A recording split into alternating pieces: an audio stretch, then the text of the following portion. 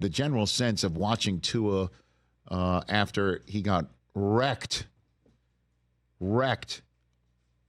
on the field against the Buffalo Bills in week number 2 on the opening Thursday night of the season on Prime Video, watching him get wrecked and placed on IR, but then watching him after all of that hop a flight to Seattle as he was cleared to play there and put on injured reserve and being with the team and looking clear-eyed.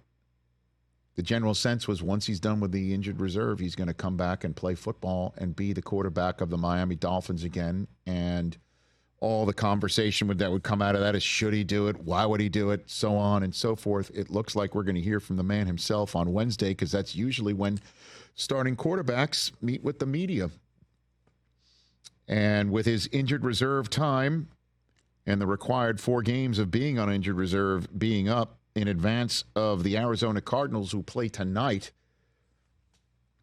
on one of the 2 games of Monday Night Football against the Los Angeles Chargers, sure looks like it's going to be Tua, or at least the chance of it being Tua is greatly increased after you hear what head coach Mike McDaniel had to say today. Our plan is to start practicing on Wednesday, and the clearing doesn't come until after some of the activity, but we're obviously doing so in the hope of everything going well so that he can play Sunday, but that will be to be determined. He was asked if Tua was going to wear a Guardian cap, and that's the caps that you see that make the helmets look puffier.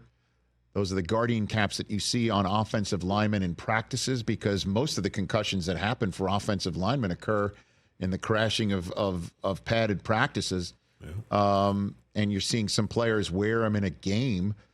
Josh Hines Allen wore one in a game a couple weeks ago. And when I saw him in London, and I asked him if he was going to wear the Guardian cap again, he said no. I asked him why he wore it to begin with. He said it was because his wife was concerned about him getting dinged up the game before, even though he swore he wasn't concussed. It hit him. He got hit in the face, not the top of the head. He wore it because his wife was saying, hey, it would be helpful if you wore one of those things. He said that makes your helmet a little heavier. He hasn't worn one since. But at any rate, Mike McDaniel said it would be left up to Tua. And I would just say this, just wear it, Tua. Yeah. Just make him do it. I just hope he wears it. And then just slide. I mean, that game again, I think it was because he threw 3 interceptions in that game, and he was trying to do whatever he could. They needed a little something, too. And he ran right up the middle and ran right into the thigh of DeMar Hamlin, of all humans. And it looked like kind of a nothing which is the scary thing about it. Yeah. Okay, is that what looks like something that most people will just get up from, gave him yet another concussion, and he'll just have to take care of himself and the Tua Jitsu we were talking about. Hopefully he finds that, because it looks like he's coming back. And we'll hear from him Wednesday as to why he wants to. I think I know why. Don't want your career to end that way. Don't want your season to end that way. And he loves football. He's a football player. But it looks like Tua's coming back. Wear the Guardian cap, please. I mentioned earlier that Tua Tagovailoa is going to have a practice window open on Wednesday, and that's when we'll hear from him next, because that's usually when you hear from the quarterbacks who are going to start the next game. And lo and behold, who stepped up to the podium after Mike McDaniel spoke? But Tua Tagovailoa, when he was asked about the risk he is taking about playing football again. Well, how much risk do we take when we get up in the morning to go drive to work? Get into a car crash, maybe. I don't know. Everything, I think, takes risk. So to answer that question, every time we all suit up, we're all taking a risk that we could potentially get hurt, whether it's a concussion, a broken bone, anything. You get up off of the bed the wrong way, you potentially could risk you spraining your ankle. There's just risk in any and everything.